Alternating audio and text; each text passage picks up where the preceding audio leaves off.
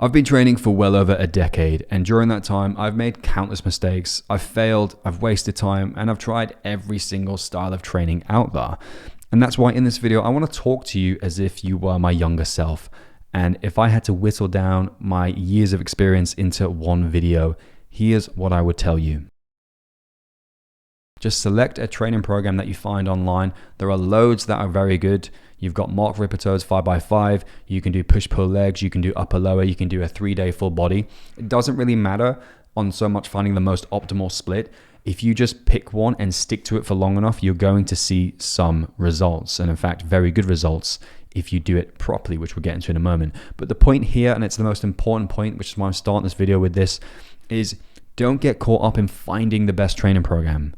That's minutia. You just need to select one, stick to it, and apply these further lessons that I'm about to teach you. And that leads us on to step 2, which is injury is your biggest enemy. Traveling is a bit of an inconvenience. Illness isn't great either, but getting injured, that can put you out for months to maybe even years. And then if you are recovered through a bunch of rehab, it's probably never going to be the same again. It's just not worth it. Make sure we know how to train effectively, but also safely. Because injury is one of the things that put me out for several months way back when I started, and I was just training too hard, too quick, and I wanted to try and hit PRs every session. But sometimes it's about stripping it back, taking one step back so you can take 2 steps forward and mastering your form. And that leads us on to point 3 that I wish I could tell myself. You need to keep it effective. So instead of doing a bunch of junk volume and maybe trying to find fancy exercises, why not just stick to the compounds? Why not stick to movements that involve pushing, pulling, hinging, carrying, and squatting? Your workout should revolve around those movements. That's part of an effective training program.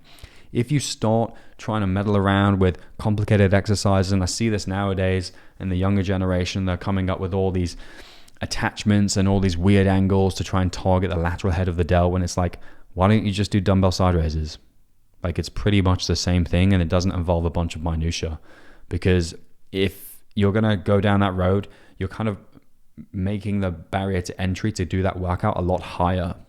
Whereas if you were just to keep it effective, okay, by doing the compound movements, hinging, pulling, pushing, bench press, rows, and mastering them, you'd get better results, and you'd have an easier time adhering to it, because you don't need to have all these fancy attachments or have this high barrier to entry. Because when it really comes down to an effective workout, are you incorporating compound movements with a bit of isolations? Are you training heavy and getting stronger on a consistent basis? That's pretty much it.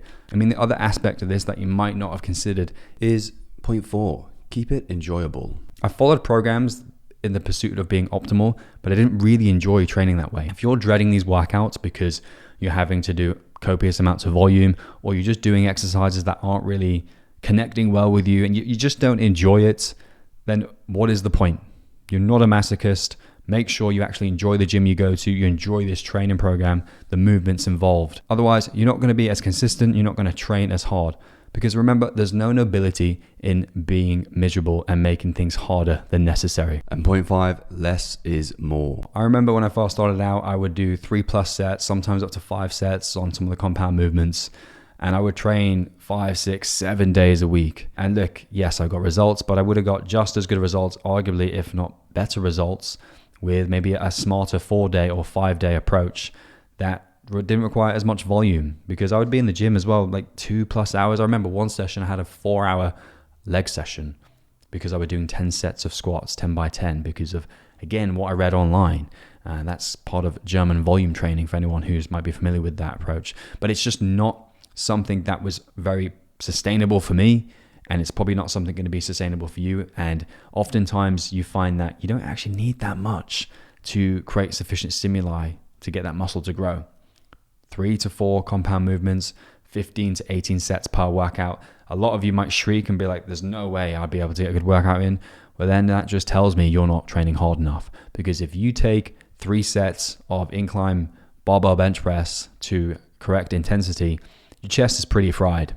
Okay, I mean, that's part of that is a skill, but if you go in with the notion that less is more, you're going to get more out of those sets. You're going to perform that set as if your life depends on it almost. And with that comes less time in the gym And with that comes more freedom, because then the gym doesn't feel like it's this overbearing goal and it consumes your life. And for me, it consumed my life for many, many years because I thought more is more. And in fact, less is more. Point 6, get good at moving. Move your body in the gym, your deadlifts, your squats, your hinges, all that stuff. But what about outside of the gym? Don't get stiff. Pick up a hobby alongside of the gym that allows you to channel your newfound strength and performance into that physical hobby. It could be football. It could be, for me, it was gymnastics. I learned to backflip. It could be anything that forces your body to move in several planes.